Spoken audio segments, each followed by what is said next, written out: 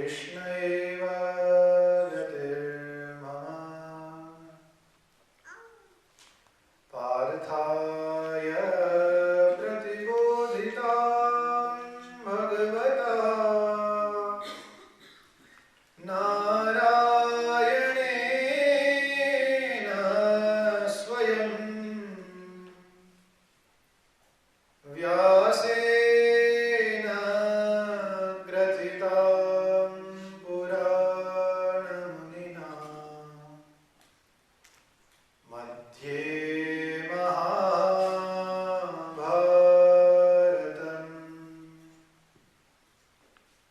अद्वैतामृतवर्षिणीं भगवतीम्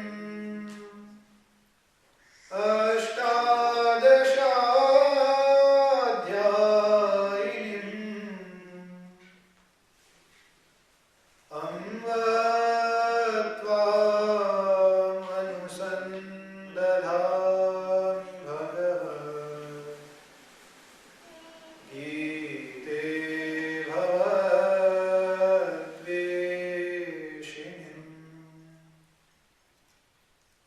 वसुदेवसुतं देवं कंसचाणूरमर्दनम्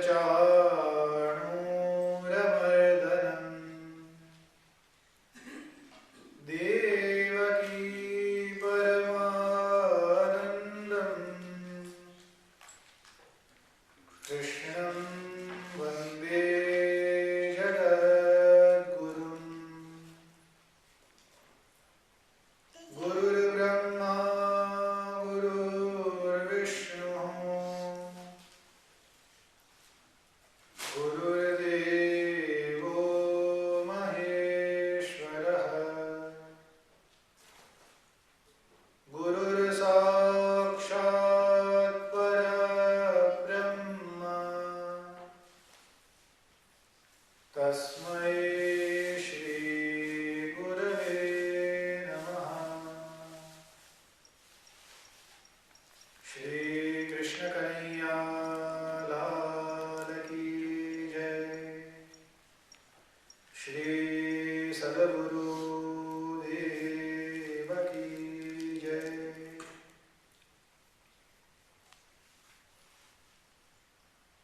ભગવાન યોગેશ્વર શ્રી કૃષ્ણચંદ્રના મુખમાંથી નીકળેલી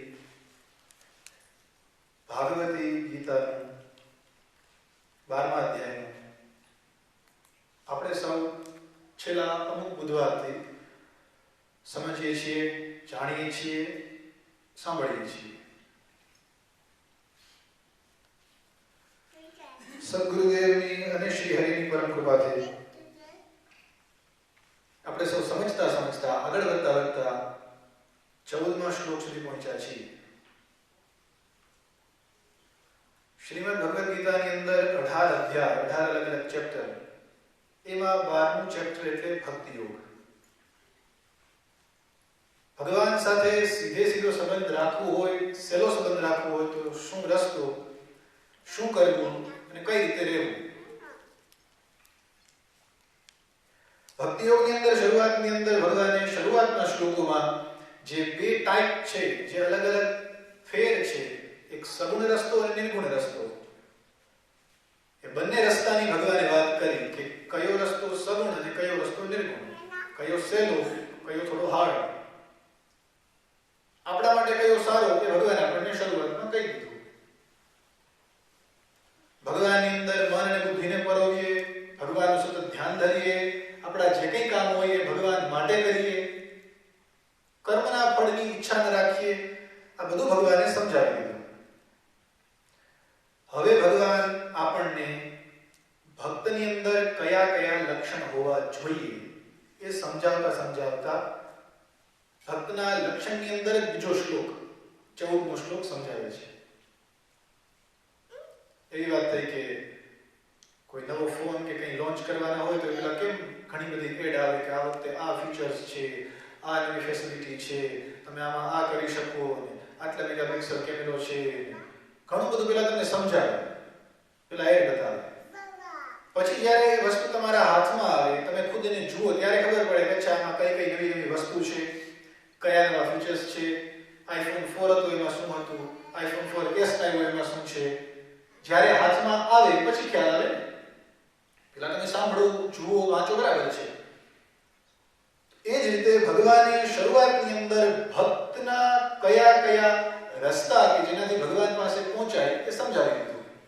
અને હવે ભગવાન ભક્ત કેવો હોવો જોઈએ અથવા કઈ કઈ વસ્તુ હોય તો એ ભક્ત માનવો એ આપણને સમજાવે છે. ચાલો આપણે ભક્ત થવું બહુ દૂરની વાત છે, કેમ કે ભક્ત થવું અઘરું છે, બહુ સહેલી વાત નથી કે હાથમાં ચણા લઈને ખાઈ જાઓ, એટલું સહેલું નથી ભક્ત થવું. ભક્ત થવું અઘરું છે. પણ ભગવાન આપણને સમજાવે છે કે આ હું તને જે લક્ષણ કહું છું, જે ડેફિનેશન કહું છું, જે ક્વોલિફિકેશન કહું છું, એ જેની અંદર તને દેખાય એને તું ભક્ત માન, એને તું બે હાથ જોડીને પ્રણામ કર. 13મા શ્લોકની અંદર ગયા બુધવારે આપણે જોઈ ગયા, અદ્વેષ્ટા સર્વભૂતાનાં મૈત્રઃ કરુણ એવ ચ નિર્મમો નિરહંકારઃ સમદુઃખ સુખ ક્ષમી. જેને કોઈ સાથે દ્વેષ, કોઈ સાથે દુશ્મની નથી, મનની અંદર જેને કોઈ સાથે વાંધો કે વિરોધ નથી, જે સમસ્ત સંસાર માટે એક સારામાં સારો મિત્ર છે, જેને બધા માણસો ફ્રેન્ડ, એવું નહીં કે આ માણસે મારું ખરાબ કર્યું અથવા આ માણસ મને નથી બોલાવતો તો એની સાથે સંબંધ નહીં રાખવાનો અથવા એની વિશે સારું બોલવાનું નહીં, એના વિશે સારું વિચારવાનું નહીં. બધાનો ફ્રેન્ડ, બધાનો મિત્ર. કરુણ, કે જેના હૃદયની અંદર ખૂબ લાગણી છે બીજા માટે, જેને ઓળખતા પણ નથી આપણે, એ માણસને દુઃખમાં જોઈ અને આપણને અંદરથી દર્દ થાય, એને હેલ્પ કરવાનું મન થાય, એને કહેવાય કરુણા, એને કહેવાય પ્રેમ, એને કહેવાય ભાવ. એ જેનામાં છે. નિર્મમો, જેની અંદર મમતા નથી, એટલે કે આ મારું છે, મારું છે, હું લઈ લઉં, એવો જેનામાં ભાવ નથી. નિરહંકાર, જેને પોતાની સેલ્ફ પ્રત્યે ઈગો નથી કે હું કંઈક છું. ઘણા બધા બેઠા હો, બધા પાસે અલગ અલગ નોલેજ હોય, બધા પાસે અલગ અલગ વાત હોય, પણ તમે એ સર્કલમાં તમારી જ વાત સાચી રાખો કે ના, હું તમારા બધાથી ઉંમરમાં મોટો છું અથવા હું તમારા બધાથી વધારે ફરેલો છું.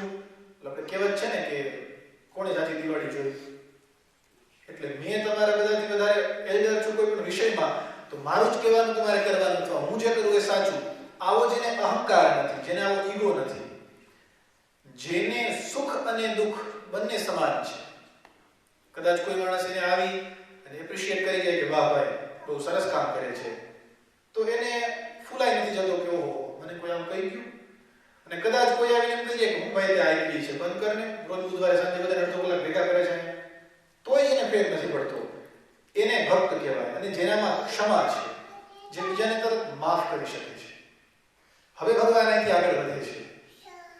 સંતુષ્ટ, જે સંતોષી છે. સતત જેનામાં સંતોષનું લક્ષણ વિદ્યમાન છે, જે સતત આનંદમાં છે, જેને કોઈ વસ્તુનો લોભ નથી, જે ગ્રીડી નથી. યોગી, યોગી મતલબ એટેચ, ભગવાન સાથે જે સતત જોડાયેલો છે. યતાત્મા, જેને પોતાની સેલ્ફને, પોતાની સેન્સને, પોતાના માઇન્ડને પોતાની અંદર કંટ્રોલ કરીને રાખ્યા છે, એને કહેવાય યતાત્મા. અને દ્રઢ નિશ્ચય, જે એકવાર કોઈ વસ્તુનું કમિટમેન્ટ કરે, કે જે એકવાર કોઈ વસ્તુ વિચારે તો પછી ગમે તે થાય એ પોતે એ કામ પૂરું કરે જ છે. એવું નહીં કે ઓહો હવે તો થોડું હાર્ડ થઈ ગયું, ચાલો પાછા વળી જાઉં, ભલે કહી તો દીધું કામ કરીશ પણ હવે થાય એમ નથી, મૂકો. એવું નહીં. દ્રઢ નિશ્ચય, જેને એકવાર નક્કી કર્યું તો પછી એને પૂરું જ કરે. મય્ય અર્પિતમ મનો બુદ્ધિ, મયી અર્પિતમ મન બુદ્ધિ, જેને મારી અંદર પોતાનું મન અને બુદ્ધિ બંને આપેલા છે. હવે ભગવાન છેલ્લે આપણને બધાને ગમીને એવી વાત કરે છે. આપણને કેમ કોઈ વસ્તુનો ઇંતજાર વધારે હોય, આખું મૂવી જોતા હોય તો એની અંદર જ્યારે સારામાં સારો સીન આવે, હિરોઈન કે હીરોની એન્ટ્રી પડે ત્યારે આપણે બધા રાડો પાડીએ, સીટી મારીએ, કેમ આપણે વાટ જોતા હોઈએ. એ જ રીતે આ લાઈન છે એની આપણે બધાને બહુ વાટ જોઈએ. આપણે કઈ યોમદ ભક્ત સમે પ્રિય, આવો મારો ભક્ત મને વધારે વાલો છે. મતલબ ભગવાને કીધું કે આઈ લવ યુ. હું એને પ્રેમ કરું છું. જેમ કે આપણે કોઈ છોકરીને કોઈ છોકરાને પ્રેમ કરતા હોઈએ અને આપણે કહી ન શકીએ પણ આપણને અચાનક કીધે આઈ લવ યુ તો આપણે ગાંડા થઈ જાય. એ જ રીતે ભગવાન આપણને કહે છે કે જો તમારી અંદર આમાંથી કોઈ એક લક્ષણ હોય તો હું તમને ખૂબ પ્રેમ કરું છું. હવે આપણે સમજીએ સંતુષ્ટ પહેલું લક્ષણ કે જેની અંદર સંતોષ છે. ગઈકાલે જ આ વિષય પર થોડી વાત થઈ કે તમારી પાસે ગમે તે વસ્તુનો પૈસો ગમે તે વસ્તુની વધતું જાય પણ જ્યાં સુધી એની ઉપર સંતોષ નામનો કંટ્રોલ ન હોય, જ્યાં સુધી તમારી ગાડીને સંતોષ નામની બ્રેક ન હોય, ત્યાં સુધી તમારી ગાડીનું એક્સિડન્ટ થાય 100% સાચી વાત છે. સારામાં સારી પોશમાં પોશ ગાડી હોય, સ્પોર્ટ્સ કાર હોય કે ગમે તે ગાડી તમને ઝૂમ કરતી વહી જાય પણ જો એની અંદર બ્રેક ના હોય તો સ્પીડ ઉપર ગાડી ચલાવવાની મજા છે, એક આનંદ છે, જલસો છે, નશો છે, પણ આપણો પગ બ્રેક ઉપર એ પૂરેપૂરો હોય ત્યારે ચાલો અચાનક આવી ગયું તો સ્પીડ રોકી દીધી. એ જ રીતે આપણા જીવનને સંતોષ નામની બ્રેક હોવી જોઈએ, જે સંતોષી છે, જેને અંદરથી આટલું મળે તોય ચાલે, વધારે મળે તોય ચાલે. આપણી પાસે પૈસો આવે તો આપણને એમ થાય કે ચલો વધે તો વધારે સારું, હજી વધે. સારી ગાડી આવે તો આપણને એમ થાય કે ચાલો સરસ મારી પાસે સારી ગાડી છે, પણ બીજે કે ત્રીજે દિવસે તમારા સર્કલમાં કોઈ એનાથી મોંઘીને સારી ગાડી લીધી તો આપણને એમ થાય ઓહ યાર હવે હું આ ગાડી લઉં, પૈસો બચાવું, મની સેવ કરું એટલે મારે આ ગાડીનો ખર્ચો નીકળી જાય. એ ગાડીનો લોભ થાય, તમે એનાથી સારી ગાડી લો. હવે એ ગાડી તમે 2 વર્ષ વાપરો ત્યાં તો કંપની વાળા બીજી નવી ગાડી લોન્ચ કરે, તમે એ ગાડી લેવા માટે પૈસા ભેગા કરો કે ઈચ્છા થાય, સપના આવે તો આ ગાડી આવી જાય. ફોનમાં વિચારો, સેમસંગ ગેલેક્સી S2 લ્યો ત્યાં તો હજી વાત આવતી જ હોય કે S3 આવે છે તો એમ થાય કે ઓહો ચાલો S3 લેવો છે. કોઈ જગ્યાએ આપણને સંતોષ નથી, આપણા ઉપર કોઈ બ્રેક નથી. સારામાં સારું એક માળનું એક રૂમનું મકાન હોય તો એમ થાય કે વર્ષ ત્યાં પછી થાય થોડી સંકડાશ પડે છે, 2 રૂમ કરીએ તો તમે બીજો રૂમ બનાવો. પછી એમ થાય કે આ ઓછું પડે છે, ભેગા ડોસીમાં છે, 2 છોકરાઓ છે, બધાને સેપરેટ રૂમ હોય તો કેવી મજા. તમે ઉપર એક ફ્લોર કરો તો એમ થાય કે હજી થોડું વધે તો સારું, 3 માળનું ઘર બનાવો, પણ એમાં સંતોષ નથી તો ઉપર જતું જાય. પૈસામાં સંતોષ નથી. મેં ગઈકાલે વાત કરી હતી એમ તમારો એન્યુઅલ ઇન્કમ 12,000 પાઉન્ડ હોય પણ તમને એમ થાય કે મારી સાથે જે કામ કરે છે એને 14,000 છે તો હું થોડું વધારે હાર્ડ વર્ક કરું, મને 14 મળે. વર્ષ પછી તમને પ્રોગ્રેસ મળે 14 થાય તો પછી 14માં આપણું મનજી બાપા ઠેકાણે ના બેસે. એને એમ થાય કે મારે 14 છે પણ મારી આ બોસને 25,000 પાઉન્ડ છે, હું થોડી વધારે મહેનત કરું, વધારે સ્ટ્રગલ કરીએ, વધારે હાર્ડ વર્ક કરીએ, ઓવરટાઈમ કરીએ, સારામાં સારું કામ આપીએ. આપણને કંપની વાળા 25 પહોંચાડે તો પછી શું 25 આપણે ચૂપ બેસવાના છીએ? ના, આપણને એમ થાય કે 25 ઓછા છે, બોલો છે ને આપણો 40 માં કેવા જલસા કરે, જો ને હું 40 વધારે દોડો તો 40 પહોંચો. પણ જ્યાં સુધી સંતોષ નામની વસ્તુ નથી ત્યાં સુધી આપણું દોડવાનું બંધ નહીં થાય. એક જ જગ્યાએ સંતોષ છે, એક જ જગ્યા, એના સિવાય કોઈ નહીં. ક્યાં? અહીંયા પેટમાં, બાકી ક્યાંય નથી. સારામાં સારી ભાવતી સ્વીટ, ભાવતું શાક કે પૂરણપૂરી કે જે તમને ભાવતી બધી વસ્તુ તમારા ઘરના બનાવી દે પછી કે જમવા માંડો. તમે ફ્રેન્ડને ત્યાં જાઓ, ગમે ત્યાં જાઓ તો પછી તમને એમ થાય કે આ તો ખૂબ સરસ હતું, ચાલો દબાવીને જમવું છે. તમે ખૂબ જમો, તમારી કેપેસિટીથી 2-4 રોટલી 2-4 પૂરણપૂરી ઉપર વયા જાઓ. અત્યારે અહીંયા તો નહીં, કેરીની સીઝન છે ઇન્ડિયામાં, અહીંયા તો ખબર નહીં ક્યારે આવે, પણ રસ ગરમી પડતી હોય પછી રસના વાટકા ઉપર વાટકા વયા જાય. પણ એક લિમિટ છે કે બસ હવે ઉપર નહીં જવાય. પણ તમારી લિમિટ આવી જાય પછી તમારો ફ્રેન્ડ કે નહીં મારા સમજાય એક વાટકો રસ પીવો જ પડશે. પછી આપણે કહી દઈએ રહેવા દે ભાઈ, બોલો કે મને ખોટું લાગે, તને ઘોયું ખોટું લાગે તો મારા પેટનું મારે જોવું કે નહીં. ત્યાં આપણે એની માટે સંતોષ આવી જાય. શું કામ? આપણને ખબર છે કે આપણી લિમિટ પૂરી થઈ તો સુખી છીએ. ખબર છે કે જો લિમિટની ઉપર ખાશું તો બહુ ગડબડ થશે, શાંતિથી આખો દિવસ માંડ નીકળશે. કેમ? ખબર છે કે હેરાન થશું. ત્યાં આપણને ખબર છે કે આ વસ્તુ કરીશ તો હેરાન થશું, પણ લાઈફમાં આપણને ખબર નથી કે બસ આટલું, બસ હવે આનાથી ઉપર ના જવાય કે હેરાન થાય છે. જો આપણી અંદર એ વસ્તુ આવી જાય, જો આપણે આપણા માટે એક બાઉન્ડ્રી બાંધી લઈએ તો જીવનમાં શાંતિ જ છે, તો સુખ જ છે. આપણે ઘણી જગ્યાએ નવા ધંધામાં પૈસા ઇન્વેસ્ટ કરીએ કે ચાલો એકવાર ઇન્વેસ્ટ કર્યા 2 ના તમને 4 લાખ મળ્યા કે 6 લાખ મળ્યા, ફરી પાછી ઈચ્છા થાય કે ચાલો હજી ઇન્વેસ્ટ કરું, તમે 6 લોકો 6 ના તમને 12 મળે, ફરી પાછી ઈચ્છા થાય કે 12 લોકો તમને 24 મળે, પણ એ 12 લોકો અને લોસ ગયો અને પાછા 2 ઉપર આવી જાવ તો પછી એમ થાય ને કે મારે મહત્વની વસ્તુ છે સંતોષની, કે જે જગ્યાએ આપણે સમજી લઈએ કે બસ હવે આનાથી આગળ મારે ન જવાય, ત્યારે આપણે સુખી.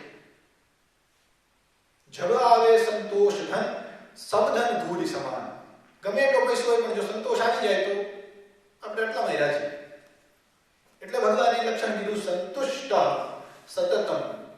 જે માણસને સતત સંતોષ છે, પછી યોગી જે સતત જોડાયેલો છે, મારી સાથે સતત એટેચ છે. કેમ કે સંસારમાં ઘણી જગ્યાએ દુનિયામાં આપણે એટેચ થઈ જઈએ. પરિવાર હોય, ઘર હોય, છોકરા હોય, ઘરવાળી હોય, ફેમિલી હોય, ફ્રેન્ડ હોય, બિઝનેસ હોય, કેટલી બધી જગ્યાએ આપણે આપણી સેલ્ફને રોકી દીધી છે. કદાચ આપણે બધી ભેગી કરવા જઈએ ને તો ઘણો બધો ટાઈમ લઈ જાય કે મારી ઘરવાળીમાં મારું મન 10% છે, મારા છોકરામાં મારું મન 25% છે, મારા બિઝનેસમાં હું 25% છું. આપણે આપણી સેલ્ફને એટલી બધી જગ્યાએ ડિવાઈડ કરી નાખી છે કે કદાચ આપણને કોઈ કહે ચાલો જલ્દી ભેગી કરો, આપણે નીકળવાનું છે, તો આપણે હું માનું છું ત્યાં સુધી મહિનાના મહિના વયા જાય. એટલે ભગવાન કહે છે કે યોગી પણ મારી સાથે જોડાયેલો. યોગ મતલબ જોડાવું, એટેચ થવું, પણ ભગવાન. કઈ રીતે? હું તમને એમ નથી કહેતો તમે તમારા ઘરવાળાને ના પાડી દો ચાલો આપણે બેનો સંબંધ પૂરા, એમ નથી કહેતો. તમારા ઘર નથી ગમવાનું કે છોકરાને કાઢી નથી મૂકવાના, એવું નહીં. કામ છોડવાનું કઈ નથી. એટલે બહુ ડરતા નહીં બધા, જે બધા ડબલ છો બધા સિંગલ છે ડરતા નહીં. ભાઈ શાસ્ત્રજી તો આગળ જવાની ના પાડે છે, નહીં. પણ જે કોઈ જગ્યાએ મન લગાડીએ ભગવાનનું માનીને લગાડીએ. તમે કામ કરો છો, તમને સારી ઇન્કમ છે, તો એવું વિચારવાનું કે ભગવાન મને આટલો પૈસો, આટલી ઇન્કમ કે આટલો પગાર કે આટલું મંથલી જે કંઈ આપે છે, ચલો હું મારો પગાર આટલો છે, હું થોડી વધારે મહેનત કરું તો હું ભગવાનની અત્યારે કદાચ હું દર મહિને કે દર વર્ષે ભગવાન માટે 1000 કે 500 પાઉન્ડ આપી શકું છું. થોડી મહેનત કરી મારો વેજીસ વધશે તો પછી હું ભગવાનને 1000 પાઉન્ડ આપીશ, ભગવાનની સેવામાં 1000 પાઉન્ડ મૂકીશ. તમે તમારા છોકરાઓને ખૂબ પ્રેમ કરતા હો, છોકરાઓ જે માંગે આપી દેવા તૈયાર હો, પણ એની પાછળ વિચાર એવો કરવાનો કે હું મારા છોકરાઓને વસ્તુની સાથે સાથે સંસ્કાર પણ આપું કે જેનાથી એને ભગવાન પ્રત્યે પ્રેમ થાય. એટલે આ વસ્તુ કરવાથી તમે સંસાર સાથે જોડાયેલા રહેતા ભગવાન સાથે પણ એટેચ થશો. કેમ કે ભગવાને ગીતાજીમાં કીધું કે ઈશ્વરઃ સર્વભૂતાનાં હૃદયેષુ અર્જુન તિષ્ઠતિ. ભગવાને ખુદ કીધું કે અર્જુન, હું દરેક માણસના, દરેક જીવના, આ સંસારના ખૂણે ખૂણામાં હું જ સમાયેલો છું, હું જ રહું છું. તો પછી તમે તમારી ઘરવાળીને પ્રેમ કરો તો એનો મતલબ એમ કે તમે ભગવાનને પ્રેમ કરો છો. તમે તમારા છોકરાને પ્રેમ કરો છો એનો મતલબ તમે ભગવાનને ચાહો છો. તમે તમારા કામ પ્રત્યે તમને પ્રેમ છે તો માનવાનું કે તમે ભગવાનને લવ કરો છો. પણ યાદ રાખવાનું કે આપણે ભગવાન સાથે એટેચ છીએ. એટલે ભગવાને કીધું કે યોગી મારી અંદર જોડાયેલો. આપણે આપણી છોકરામાં કે આપણા કામમાં કે આપણી ઘરવાળીમાં જોડાયેલા હોઈએ તો કેમ જ્યારે આપણા હસબન્ડ કે આપણી વાઈફ જ્યારે ગુજરી જાય, શરીર શાંત થઈ જાય તો કેમ ઘરમાં નથી રાખતા? જો તમને પ્રેમ તમારા પરિવારના શરીર સાથે જ હોય તો પછી કેમ ગુજરી જાય પછી ના ભાઈ ના હું તો બહુ પ્રેમ કરું છું, ઘરમાં જ રાખો, તો કેમ નથી રાખતા? કેમ ક્રેમેટોરિયમમાં જઈને સ્વાહ થઈ જાય છે? કેમ કે આપણો પ્રેમ એની અંદર રહેલા ઈશ્વર સાથે, એની અંદર રહેલા ચેતન સાથે, એની અંદર રહેલા જીવ સાથે હતો.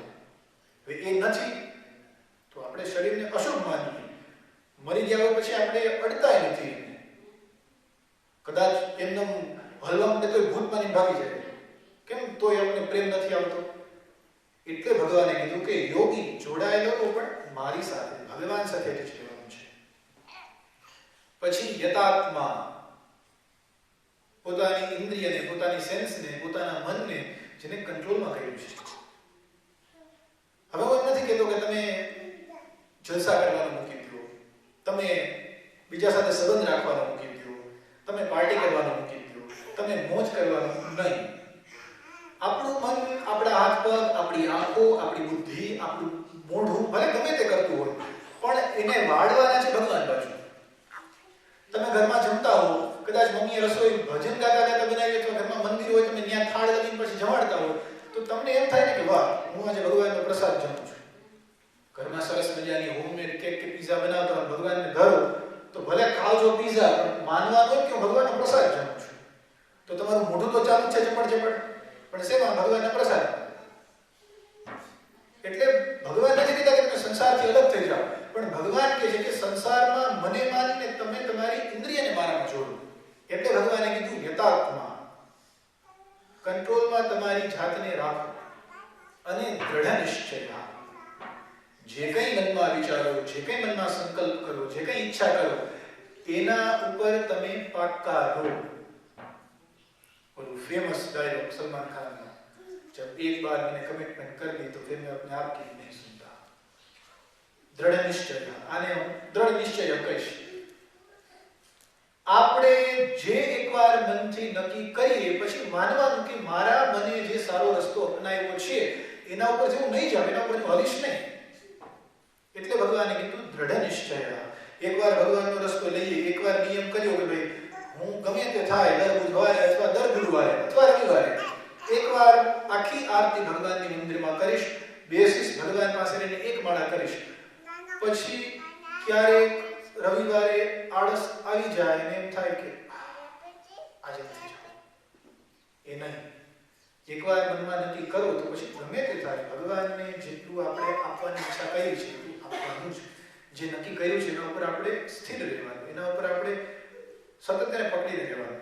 એટલે ભગવાને કીધું દૃઢ નિશ્ચય. અને છેલ્લી લાઈન મય્યર્પિતમનો બુદ્ધિ. આપણે પહેલા વાત કરી ગયા છીએ કે ભગવાનની અંદર આપણું મન, આપણી બુદ્ધિ બંને ભગવાનમાં લગાડવાના. જે વાત કરીએ સંસારની અંદર જો ભગવાનને જોઈએ, દુનિયામાં જો દરેકે દરેક જગ્યાએ ભગવાનને જ માનીએ તો આપણી મન અને બુદ્ધિ બંને ભગવાનમાં જ રહેવાના છે. એટલે મય્યર્પિતમનો બુદ્ધિ, આટલા લક્ષણ વાળું અને જેને મારામાં મન અને બુદ્ધિને રાખ્યા છે, મદભક્તઃ સમે પ્રિયઃ, મારો એ ભક્ત મને વધારે વાલું છે, મને ખૂબ પ્રિય છે. તમારા મમ્મી, તમારા પપ્પા કે આપણા કોઈ પણ વડીલ કે જેના પ્રત્યે આપણને બહુ માન હોય, જેના પર બહુ પ્રેમ કરતા હોઈએ, એ ફેમિલી વચ્ચે કે કોઈ મોટા ફંક્શનમાં એમ કહે કે I proud of my son, ખૂબ ડાયો છે, ખૂબ ધ્યાન રાખે છે મારું, ખૂબ સંસ્કારી છે, કોઈ જગ્યાએ મને પૂછ્યા વગર કોઈ કામ નથી કરતો, કે મારી છોકરીને હું બહુ પ્રેમ કરું છું કેમ કે સમયસર ઘરે આવી જાય છે, પૂરેપૂરી સંસ્કારી છે. તો એ છોકરી કે છોકરાને મનમાં શું હોય કે વાહ, મારા પપ્પાને કે મારા પેરેન્ટ્સને કે મારા મિત્રને, મારા સર્કલને મારા ઉપર આટલો ટ્રસ્ટ છે તો હું એ ટ્રસ્ટ બ્રેક ન કરું. આપણે એમ હોય ને કે હું ક્યારેય નારાજ ન કરું, આપણે એને પ્રેમ કરતા હોઈએ. તો વિચારો ભગવાન આપણને કહે છે કે હું તમને ખૂબ ચાહું છું. જો આમાંથી કોઈ એક લક્ષણ પણ આપણામાં હોય તો આપણે ભગવાનને કહેવાનું કે પ્રભુ તમારી જ કૃપાથી, તમારી જ ઈચ્છાથી, તમારા આશીર્વાદથી તમે એવી કૃપા કરો કે આમાંથી કોઈ એક લક્ષણ મારામાં આવે. એટલે ભગવાન હવે આપણને ભક્તના લક્ષણ સમજાવે છે. અહીંયા આપણે 14મો શ્લોક પૂરો કરીએ અને આજના સત્રને વિરામ આપીએ. હવે આજે તમારામાંથી કોઈને કંઈ પણ પૂછવાનું ઈચ્છા હોય તો પૂછો, નહીંતર પછી પૂરું કરીએ.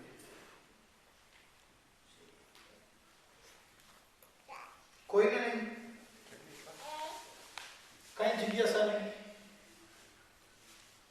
વાહ, તો બહુ બધા ડાયા છો, તરત સમજી જાવ છો. ગુડ. ચાલો, તમારામાંથી મને કોઈ એક માણસે જવાબ આપો કે જેને મેં હમણાં કીધું છે નહીં, હમણાં કેમ કે આરતી થોડી વાર પહેલા વાત થઈ એટલે એ લોકો નહીં. ગીતાજીમાં કેટલા શ્લોક છે? ગીતાજીમાં કેટલા શ્લોક છે?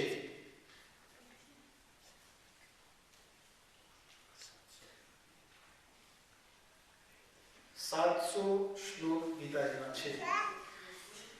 700. ચાલો, હવે મારી ઈચ્છા છે કે તમારા બેમાંથી કોઈ ગીતાજીમાં ચેપ્ટર કેટલા છે?